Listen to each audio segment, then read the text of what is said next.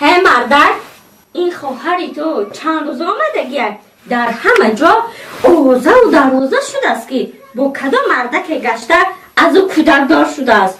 خب که میفهمم کاری خوب نمیشود آخه.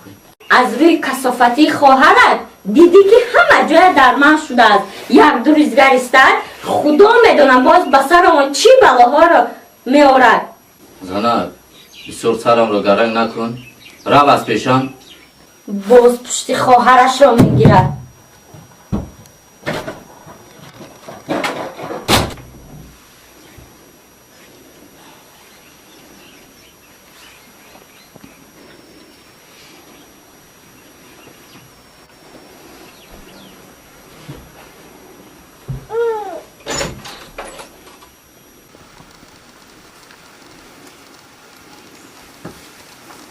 بشین.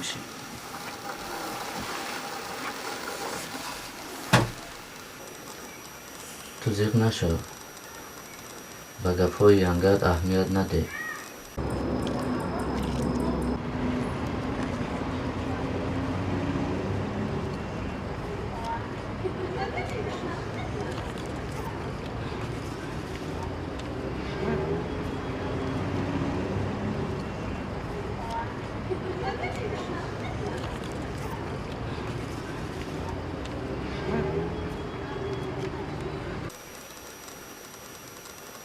اکا جان خیریت که تو در برم هستی.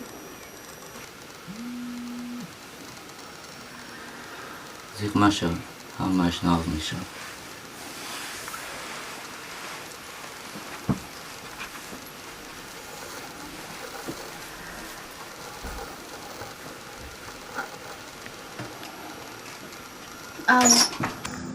الو زینب، تو در کجا هستی؟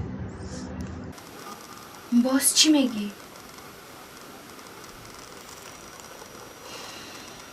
در نزدی همه شرمنده و بی آبروم کردی.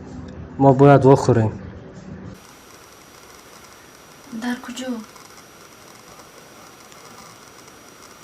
مایلش خیر.